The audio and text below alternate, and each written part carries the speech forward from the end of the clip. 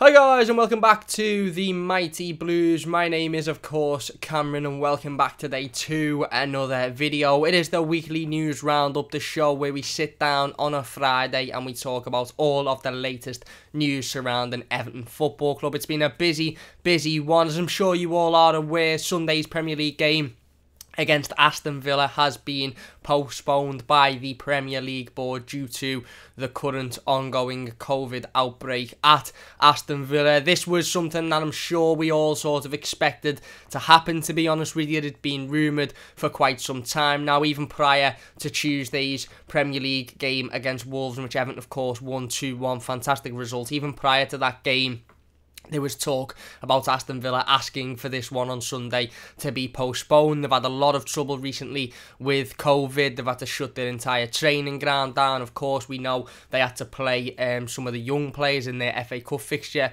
against Liverpool. They ended up playing, some players from the under-18s and the under-23s, etc. So we sort of knew that this one was only a matter of a matter of when and not if, really, that this game was going to get postponed. I wasn't very optimistic for it. There's been a lot of questions surrounding why it's being postponed, if the game against Liverpool was allowed to go ahead. The simple answer is it's different rules for different competitions. Obviously, the FA Cup's a knockout competition. The Premier League can afford to postpone games and move them back. And ultimately, before we get into any discussion on it, I just want to say I absolutely wish everybody at Aston Villa that's been affected by COVID and everybody worldwide that's been affected by the COVID and the outbreak, that, I wish them all well. I hope to get, a speedy recovery and they're back to work and back to being able to get in the training ground and get things underway again. Of course, it was the right decision. It is the right decision ultimately because, whilst Aston Villa aren't able to open their training facility, of course, their players aren't able to go and train. And whilst there's a COVID outbreak at a club, the last thing you want is our club to be going and mixing with that, because obviously it just continues the spread of the virus. Obviously, we were in touch with this situation. We knew that it was happening. We knew that there was a possibility of it. We knew Aston Villa had asked formally for the Premier League to postpone this game, so it really didn't come as a surprise.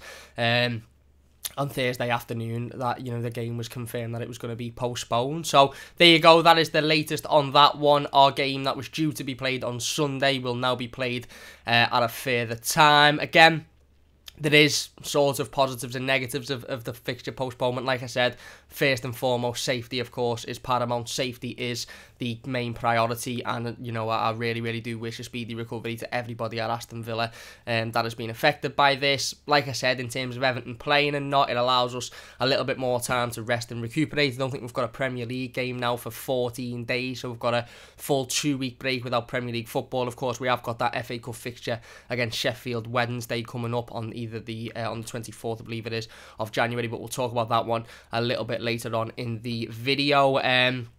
But again, like I said, it allows some of our players to, have a little bit more time to rest. The likes of Dominic Calvert-Lewin will hopefully be available for the game against Sheffield Wednesday, whereas he wouldn't have been available for Sunday's fixture, or he may not have been available for Sunday's fixture. We didn't know whether he was going to be fit or not. Alan definitely wouldn't have been available for Sunday's fixture, but may potentially be available now. When we play either Sheffield Wednesday or Leicester in our next Premier League game. What it does mean is that Abdoulaye Doucouré will miss that Leicester game, as he is suspended due to picking up another yellow card, which I believe is his 5th of the season against Wolverhampton Wanderers. So Everton having now a 2-week break between Premier League games, with of course the FA Cup fixture in a couple of weeks' time. I just hope that we don't turn up against Leicester, to be honest, or Sheffield Wednesday, whichever our next Premier League, our next fixture is, and we sort of don't turn up lackadaisical and sort of a little bit lazy, because obviously we saw what happened last time a fixture was postponed. We were due to play Manchester City. We all thought, brilliant, it's being postponed. It means the players will get a little bit more time to rest. It means we can go again against West Ham, and we played against West Ham as if we'd only had a day's break, or a couple of days break, whereas West Ham had only had a couple of days break, and they played like they'd been off for a week or so. So hopefully it doesn't ruin the momentum.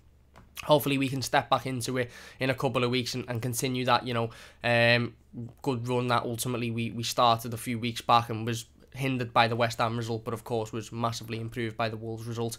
But like I said, that is the latest news surrounding that game. Everton defender Jarrad Branthwaite has joined Blackburn Rovers on a season-long loan. This transfer was confirmed yesterday. Again, another one that has been in the works for quite some time now. Not a massive surprise for Jarrad, of course. Again, it'd be fantastic for him to go to Blackburn Rovers and get some game time, of course. You know, they are a club that do tend to give game time to players that are coming in on loan from the Premier League, and it'll be a fantastic experience for Jarrad Branthwaite, dropping down, of course.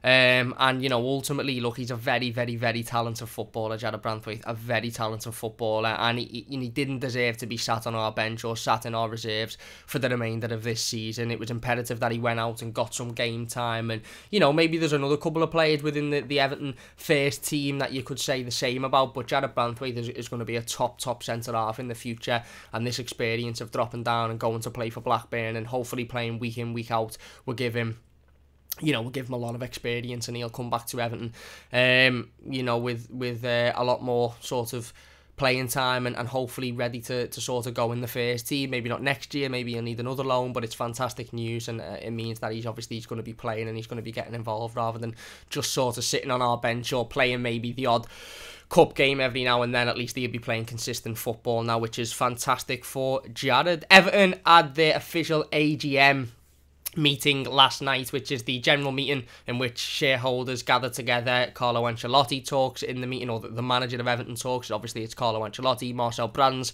speaks about finances as well. Denise Barrett-Baxendale spoke about the stadium. So we're going to get into a little bit of an overview of that. Last year, I'd done a full in-depth sort of live stream regarding the AGM, and I might do that again next week. Obviously, we haven't got a game now for a couple of weeks, so there is going to be a lot of sort of content surrounding various different subjects. So I might still sit down and do a you know, a full sort of breakdown, if you like, of the AGM. The difference between last year's was it was, of course, we weren't in, you know, these times, so it was at the Philharmonic, it was live streamed live at the time, so you could sit and you could watch the whole sort of 2-hour presentation and get involved with it, whereas this one, because obviously it was done over the internet virtually, because of course of the restrictions at the moment, it wasn't live to the public. It was only live to shareholders, I believe, of the football club. So we were sort of drip fed bits and bobs of information and articles about what Carlo said and what Marcel Brands said. So there wasn't an awful lot of information to go through. But if you'd be interested in seeing me sit down and just give my opinions into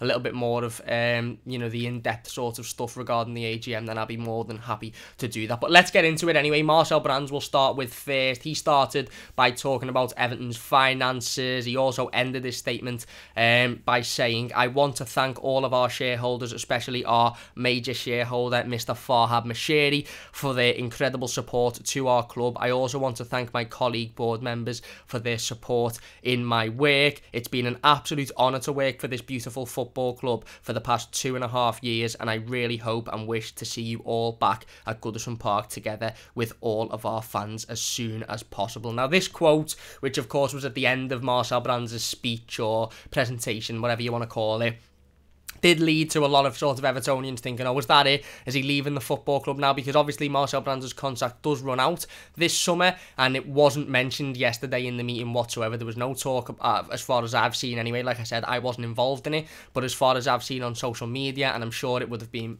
plastered all over social media if there had been talk of his contract, there was no talk of his contract. There was no talk of whether he'll stay on past this summer. And that little statement there about saying, it's been an absolute honour to work for this beautiful football club for the past 2.5 years, maybe sort of made some fans feel like he was going to leave the football club, he was going to go and he was going to move on. I don't think that's the case, if I'm being perfectly honest with you. And I know that might sound quite like the case, but he did also say directly after that, and I wish to see you all back at Goodison Park together with all of our fans as soon as possible. Now, Marcel Brands isn't stupid. He knows that it's very unlikely that 40,000 Evertonians are going to return to Goodison Park before June, which is when his contract expires, or in the summer, which is when his contract expires. So you can sort of take that as one or the other. Yes, maybe it does sound a little bit like something you'd say if you were leaving, but then literally the next sentence makes it sound like he's going to be here for a lot longer than June and July. One thing I'd say with Marcel Brands is he's a member of the Everton board.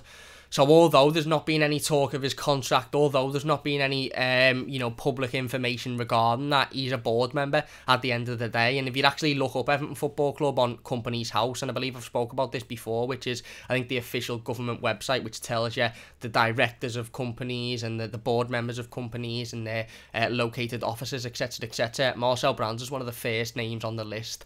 I think he's above even Bill Kenwright, I think, on that list, and he's down as a director. So I can't really see Marcel Brands leaving at the end of his 3-year director of football's contract, considering he's now a member of the board. I don't know how that works with business. I don't know whether, he has to have a formal contract if he's on the board and he's down as a director, or whether he has to have a formal contract as a director of football, and that's not something that they've spoken about, because it's very literally something that can be done overnight because he's a member of the board and there's not going to be any issue with that. I don't know, but one thing I would say is I don't think Marcel Brands is leaving Everton Football Club. I think he's here for the long term. I think he will receive a new contract. I just don't think they're making a massive deal out of it at the moment, because like I said, he's a member of the board, he's down as a director. He said he hopes to see everybody back at Goodison Park together very soon, and I think we should take that as positive information. Marcel Brands did go in to talk a little bit more in depth about the summer transfers, and as well as the squad depth and the squad size. So he said, we are still working to offload some players for new challenges in their career. We don't expect to sign new players in this window. In the previous years, we have only signed youngster Jared Branthwaite from Carlisle in the January transfer window. Now this, if I'm being perfectly honest with you all, this has not come as a surprise to me whatsoever. Everton Football Club and Marcel Brands, who, by the way, it's not unknown that Marcel Brands has said before he doesn't like to deal in the January transfer window. He doesn't really see the value in it. Ultimately, the January transfer window is a window where you end up paying 3 times the price for a player who comes in, and you could probably get somebody 2 times as good for half the price in the summer, because clubs know you're desperate. Clubs ultimately are halfway through a season. So let's just set out an example. This isn't a player that Everton have been linked with, but a player that I wouldn't mind Everton going and signing is Ismail Sarr from Watford. Now, Watford might look at Ismail Sarr at the end of the season and go, right, okay, we can afford to let Ismail Sarr go for 40, 50 million pounds, let's just say, for example, depending on whether or not they stay in the Championship or they get promoted to the Premier League.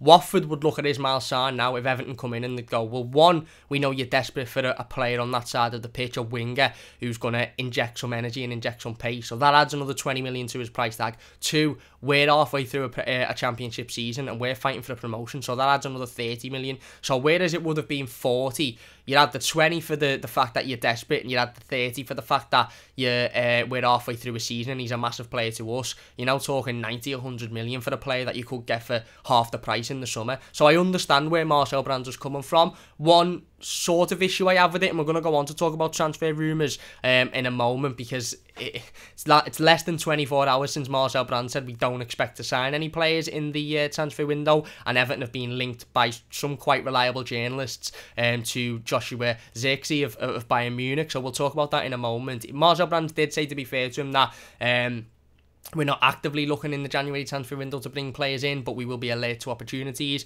But one issue I'd have with that statement, and again, I don't have an issue with that statement, Everton have come out before and said there's not much value in the January transfer market. You end up spending too much for players that don't bring in much quality. Look at our last big spend in January. We brought in Theo Walcott and Cenk Tosun. I mean, I like Theo as a player, I like him as a person, he's come in, but he hasn't, let's be perfectly honest, been a £30 million player for Everton Football Club. Cenk Tosun come in, £20 million player. He hasn't been anywhere near a £20 million player for Everton Football Club. So I understand it, but the issue I have is with Marcel Brands saying we're looking to offload some players for new challenges in their career. Absolutely perfectly fine. Basically what he's saying there is where we are prioritising getting rid of the deadwood in the squad rather than bringing in more players and keeping these players who haven't got a future.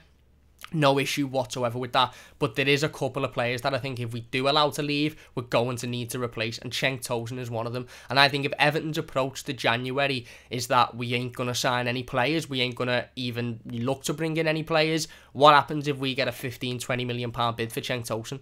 Because if we get a £15-20 million bid for Cenk Tosun, for me, we have to take that. We absolutely have to take that, because that's brilliant business. He's not got a future at the football club. He ain't good enough to play in this league for me. We absolutely have to take that.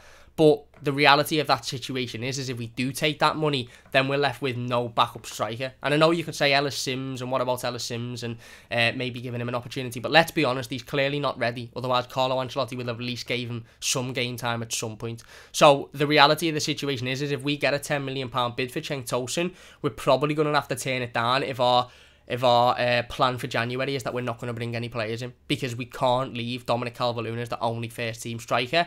However, again, like I said, maybe it's just a little bit of bluffing by Brands and the board as to say, yeah, we're not really looking in January, but we are sort of secretly looking, depending on who we get rid of. But yeah, there you go. That is what he said on the January transfer market. He then confirmed that our spending in the summer of 2020, he said that Alan Abdoulaye Doucouré and Ben Godfrey cost us just over 60 million. I think it was 60 million and 500,000. He confirmed James Rodriguez coming on a free, which is absolutely massive, of course. And he confirmed Niles Nkunku cost us a £200,000 training compensation fee, whilst Robin Olsen came in for free with no fee, which is absolutely fantastic. Again, those figures are figures that we, we'd known before. They'd become apparent before. However, again, for them to be confirmed by the club is just absolutely fantastic. And for the club to confirm that James Rodriguez is an Everton player and he cost us nothing is just mind-blowing to me. Absolutely mind-blowing. Marcel Brands then went on to talk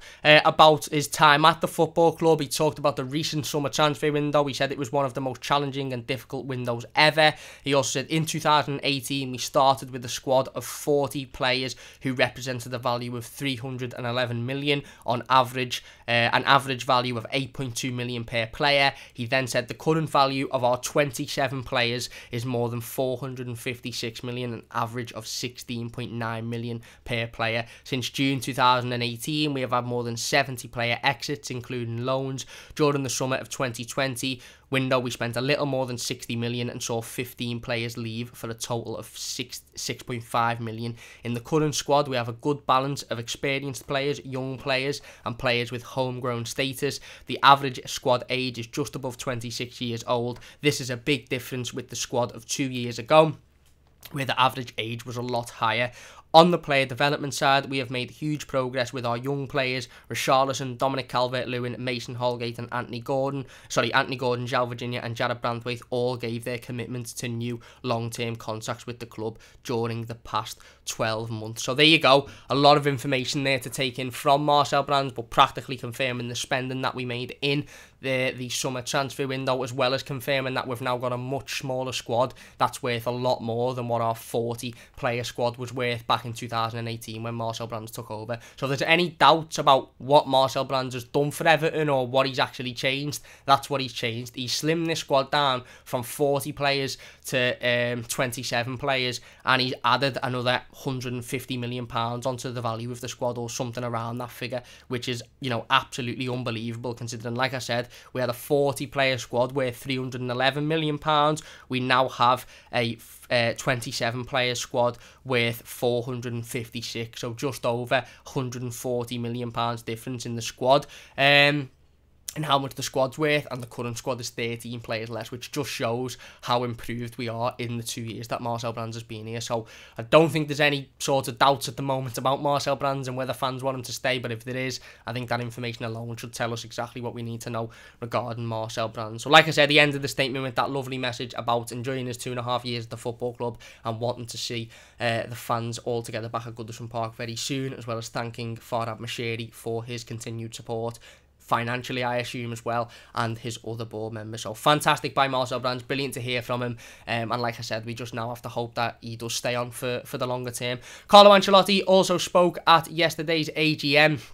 He said for this season, we have made good signings during the transfer window and the squad has improved. We have had some good results and we want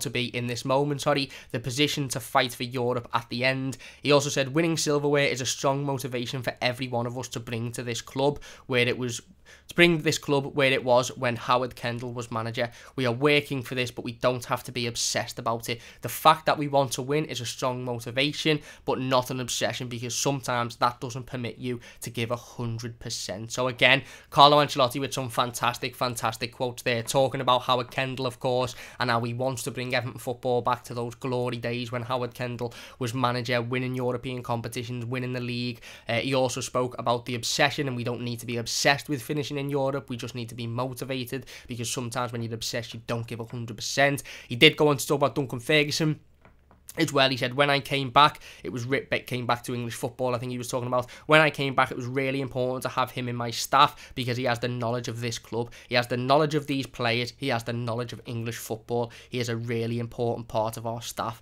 like all the others. So again, Carlo Ancelotti showing his relationship there with Duncan Ferguson, which is obviously we all knew was apparent anyway, because of obviously all of the conversations in the past, and Duncan Ferguson being the assistant manager. And it's fantastic to hear Carlo Ancelotti come out and say that, because that is, ultimately that's really important. And again, I think to have a strong relationship between your manager and your assistant manager, and for your assistant manager to have such a close affiliation with the football club as Duncan Ferguson has, I think it's, ultimately it's absolutely fantastic, and it's exactly what's needed. He also said the support has been really important during the coronavirus pandemic. The support has been really important. The coronavirus pandemic has been a really difficult period, but all of the time our owner and board were there to support us.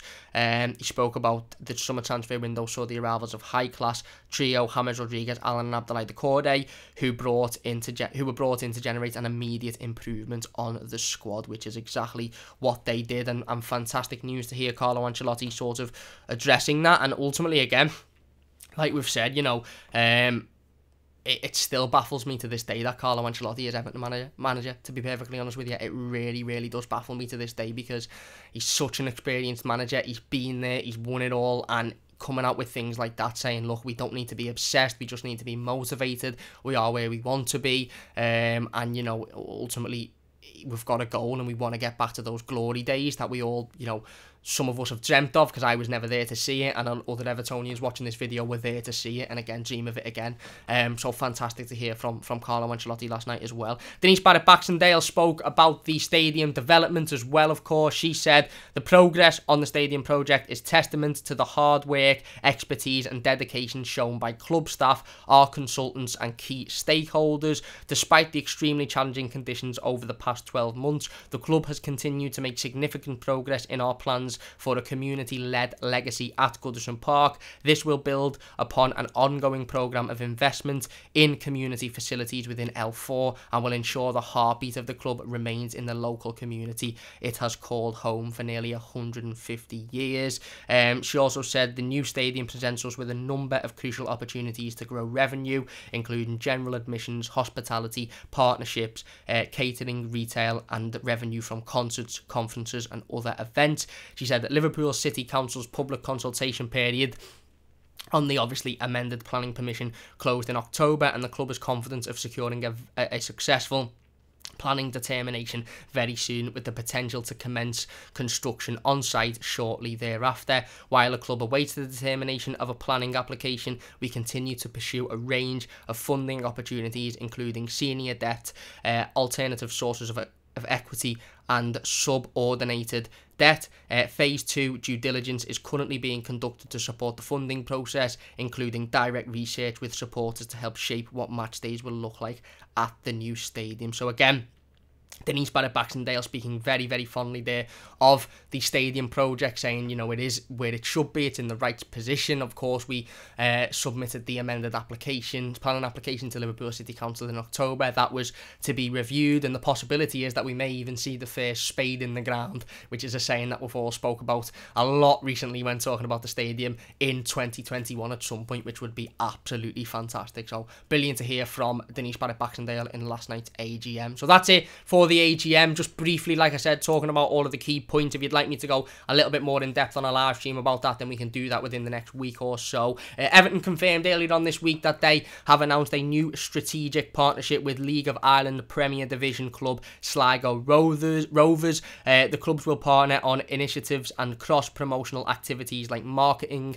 fan engagement, tailored membership packages and content collaborations to the development of summer camps with the opportunity for pre-season training bases for academy teams for both. So there you go, Everton confirming another partnership there, this time with Sligo Rovers, which of course is the side in which Everton signed captain Seamus Coleman from for £60,000 just over a decade ago. I actually didn't know this, but in 1939 Dixie Dean also signed for Sligo Rovers as well, so quite a rich history between both clubs there, of course. Dixie Dean being Everton's, probably most memorable player, absolute legend of Everton Football Club, and of course current captain Seamus Coleman signing from Sligo for £60,000, which is of course a very memorable transfer as well. So a big rich history between both clubs, and fantastic to see both clubs creating a partnership there, which of course will mean a lot of positive movements going forward in terms of fan engagement, pre-season stuff, content collaborations and stuff like that. So that is absolutely brilliant to see. On to some transfer rumours now.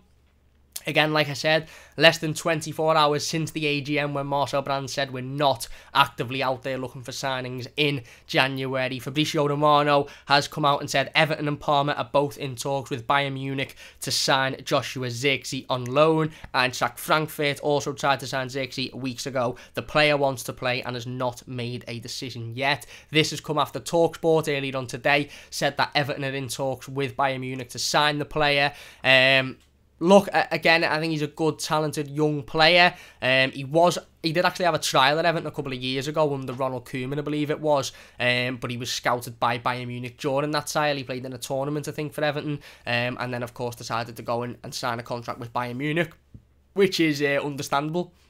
But again, very interesting that it's coming out by Fabrizio Romano, who is a reliable source. Look, when TalkSport tweeted it out, I thought, you know what, I can take this one with a little bit of a pinch of salt, because you don't really know if this is right or not, especially given Marcel Brands had said 24 hours before that we weren't looking to bring in anybody. But with Fabrizio Romano, who is a very reliable journalist, coming out and saying that Everton are interested and in talks to bring in the player, it is quite exciting. One thing I'd point out about Fabrizio Romano's statement is he said the player wants to play.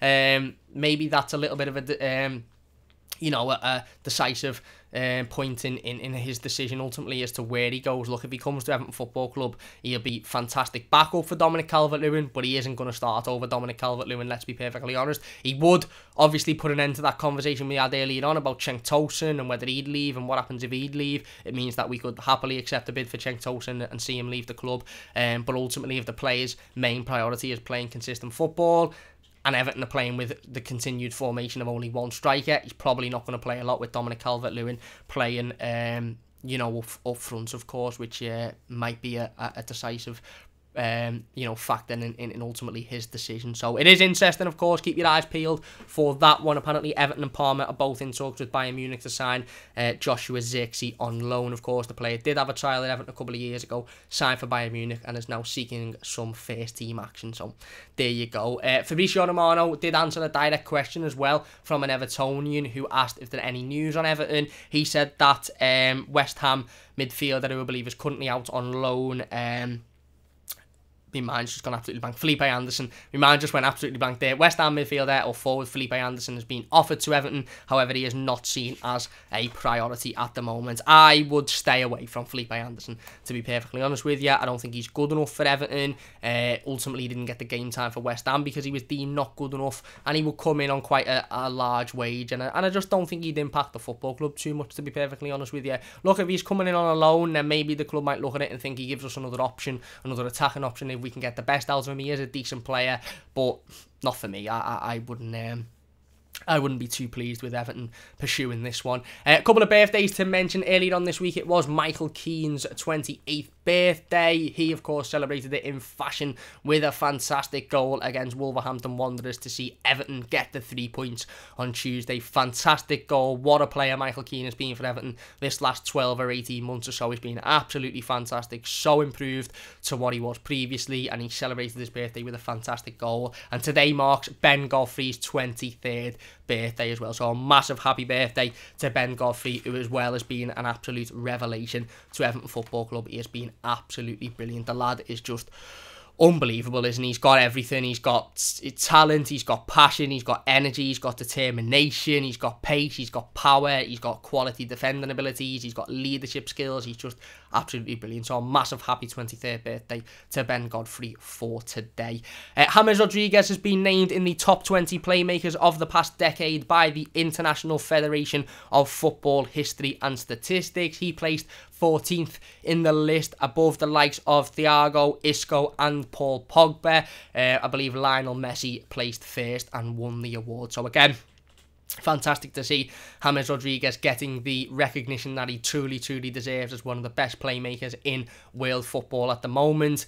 Listen, he's proved since joining Everton that, you know, playing in a different league is a piece of string for him. I was going to say something else there, but you know what I meant. It's absolutely easy. It's easy cake for James Rodriguez to come and play in a different league, and you know, it's great that the statistics and the you know, companies and the International Federation of Football History and Statistics are recognising that as well. So brilliant that for James Rodriguez, placing 14th and in the top 20 playmakers of the past decade. Everton confirmed earlier on this week that our FA Cup fixture against Sheffield Wednesday will be played on Sunday the 24th of January, an 8 p.m. kickoff for that one.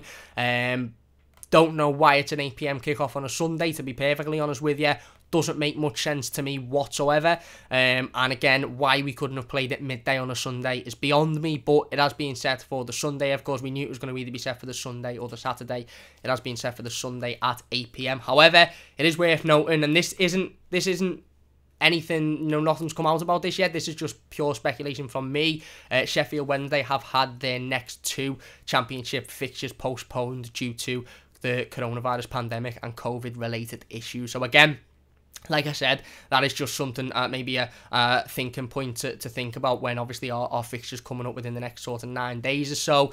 Nothing has been said about the FA Cup yet. Of course, there is different rules to the FA Cup than there is to the EFL. We've seen that with the Aston Villa situation. They had to play against Liverpool, whereas our game on Sunday is being postponed. But it is just worth noting, like I said, nothing has been mentioned about the Cup fixture yet. So as far as we know, that will go ahead on Sunday, the 24th of January at 8 p.m. Did I say December before? January. Sunday, the 24th of January at 8 p.m. kickoff. PSG won the Trophy des Champions earlier this week with a 2-1 win over Marseille. Moise Kean featured as a substitute in that game and of course helped PSG to winning their first trophy under new manager Mauricio Pochettino. So massive congratulations to Moise Kean and the PSG team. Carlo did have something to say on Moise Kean earlier on this week. He said, "We have to treat the players as human beings because they are human beings. If the player wants to stay with PSG, we have to talk with PSG. I want what the player likes. I don't want to have a player come back who's not happy to come back." So very interesting quote from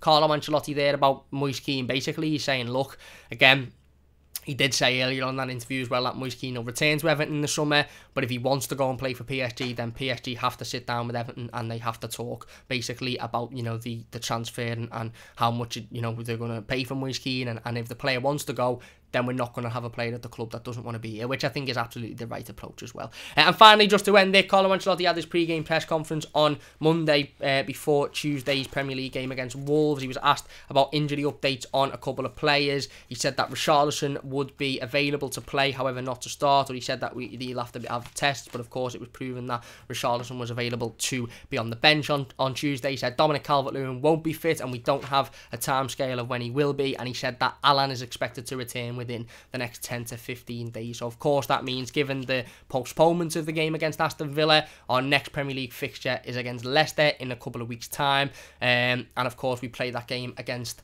Sheffield Wednesday next Sunday. So very, very interesting to see whether Alan will be able to return for that. The hope is that he'll be able to return for the Leicester game, because obviously we are without Abdoulaye Doucouré for that one. But that's it for this week's weekly news roundup. It has been a long one, of course. We've gone through the AGM information, we've gone through a couple of transfer rumours, obviously we've spoken about the Aston Villa postponement as well. Like I said, if you want me to go in depth on any of these subjects, please let me know in the comment section down below, and we'll do a live stream over the next week or so about them. If you have enjoyed it, please do hit that like button. Don't forget to subscribe to the channel if you are new as well. Really, really do appreciate all of the support. Sorry for no live stream today. We will have episode number 2 of the Park End podcast up, joined by Jordan, who is a fantastic friend of mine, to talk about his Everton story. But no live stream today, as of course our game on Sunday is postponed. However, we will be back on Monday live talking transfers, so don't forget to join us at 4:15 p.m. for that one. Big thanks for watching. If you have enjoyed, please do leave a like, subscribe to the channel if you are new, and we'll see you soon on the Mighty Blues.